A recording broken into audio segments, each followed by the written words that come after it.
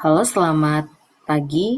Saya Suci Rayo akan mencoba mempresentasikan hasil kerja saya pada mata kuliah Bahasa Indonesia kali ini, di mana mencari isu terkini yang berkaitan dengan ilmu saya, di mana ilmu saya saat ini adalah ilmu ekonomi.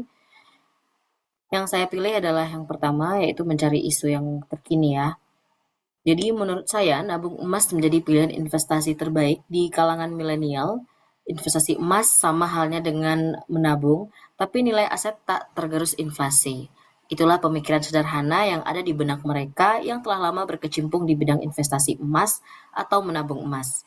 Sebagai contoh, apabila Anda saat ini memiliki banyak uang dan disimpan di bank, maka uang Anda bisa jadi berkurang karena inflasi. Uang senilai 50 juta rupiah di tahun 2020 tidak akan sama lagi nilainya pada tahun 2020. Hal ini sama seperti yang harus Anda mulai, yaitu pikirkan dari sekarang apabila Anda hanya mengandalkan menabung uang di bank saja. Untuk mengantisipasi hal tersebut, maka langkah menabung yang paling tepat adalah menyimpannya dalam bentuk barang seperti halnya emas. Seperti yang kita ketahui bersama, emas setiap tahunnya mengalami kenaikan dan jarang sekali mengalami penurunan atau penurunan yang terjadi sangat lama. Data terkini harga emas logam mulia Antam per 12 Agustus 2020 adalah 1.026.000 per gramnya. Tentu saja menabung emas bisa menjadi alternatif investasi minim risiko yang pas untuk mewujudkan tujuan keuangan dan keluarga. Tabungan emas adalah layanan pembelian dan penjualan emas dengan cara membeli emas dalam bentuk logam mulia melalui fasilitas seperti menabung. Modal investasi emas sistem menabung ini sangat terjangkau, yaitu bisa menabung emas dengan besaran 0,01 gram saja. Layanan nabung emas tentunya memberikan kemudahan kepada masyarakat luas untuk bisa berinvestasi emas.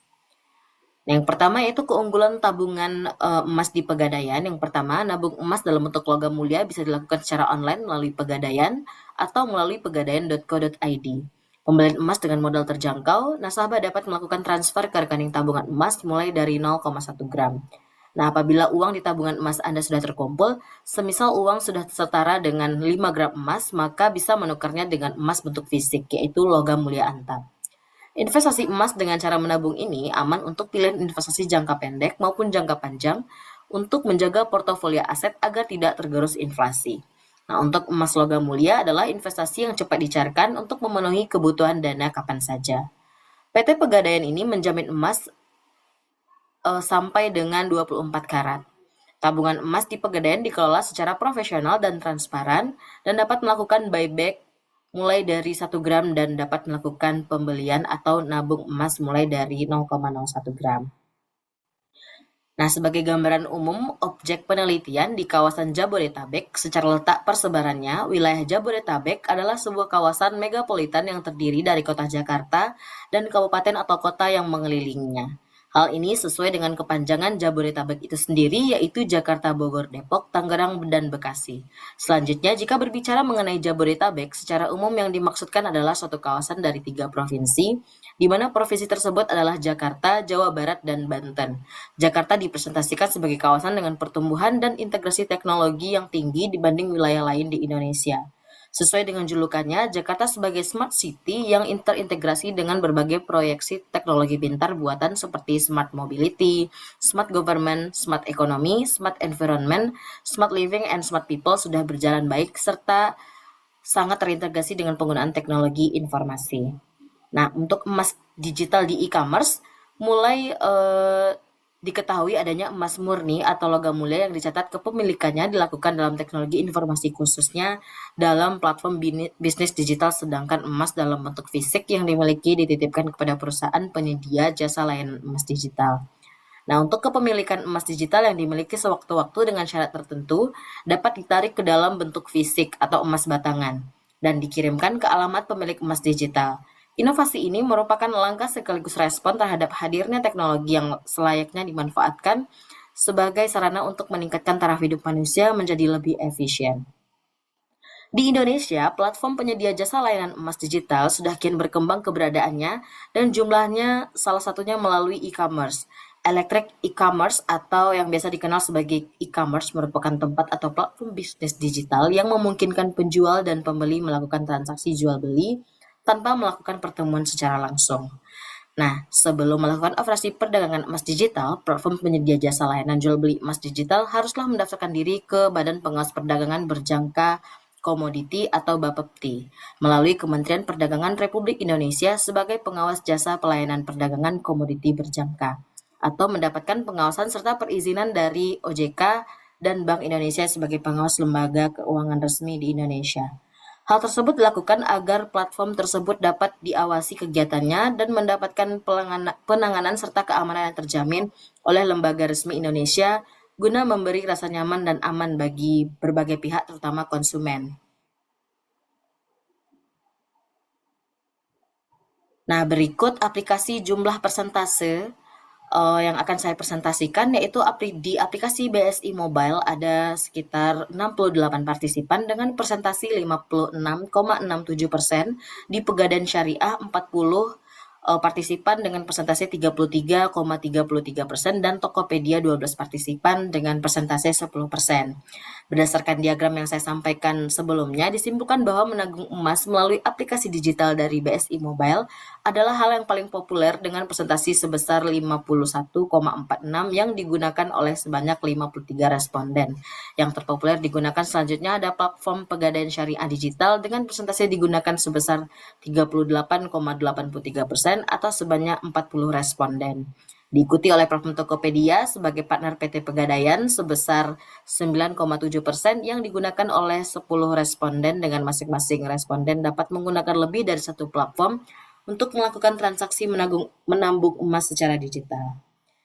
Nah, tujuan penentuan harga emas. Menurut Bapak Kasmir tahun 2013, dalam penentuan harga emas yang akan ditetapkan harus disesuaikan dengan tujuan perusahaan ataupun tujuan penentuan harga oleh suatu perusahaan secara umum sebagai berikut. Yang pertama, untuk bertahan hidup. Jika tujuan perusahaan dalam menentukan harga dilakukan untuk bertahan hidup, maka penentuan harga dilakukan untuk semurah mungkin. Tujuannya yaitu agar produk atau jasa yang ditawarkan laku di pasaran dengan harga murah, tetapi masih dalam kondisi yang menguntungkan. Yang kedua, untuk memaksimalkan hidup. Penentuan harga bertujuan agar penjualan meningkat, sehingga laba menjadi maksimal. Penentuan harga biasanya dapat dilakukan dengan harga murah atau tinggi. Yang ketiga, untuk memperbesar marketplace. Maksudnya adalah untuk memperluas atau memperbesar jumlah pelanggan. Yang keempat, mutu produk. Tujuan penentuan harga dengan mempertimbangkan mutu produk adalah memberikan kesan bahwa produk atau jasa yang ditawarkan memiliki kualitas yang tinggi atau lebih tinggi dari kualitas pesaing. Biasanya harga ditentukan setinggi mungkin karena masih ada anggapan bahwa produk yang berkualitas adalah produk yang harganya tinggi dibanding harga pesaing. Yang kelima, karena pesaing penentuan harga dengan melibatkan harga pesaing bertujuan agar yang ditawarkan lebih kompetitif dibandingkan harga yang ditawarkan pesaing, yaitu dapat melebihi harga pesaing untuk produk tertentu atau sebaliknya harga bisa lebih rendah. Nah, selanjutnya itu faktor-faktor yang mempengaruhi harga emas. Nah, yang pertama yaitu adanya perubahan kurs. Posisi kurs dolar Amerika Serikat memiliki andil yang cukup besar dalam harga emas. Maksudnya apabila terjadi melemahnya kurs dolar Amerika Serikat akan mendorong kenaikan harga emas dalam dunia, di mana para investor memilih untuk menjual uang dolar dan memilih membeli emas sebagai investasi untuk melindungi aset mereka. Yang kedua, keseimbangan permintaan dan penawaran logam mulia.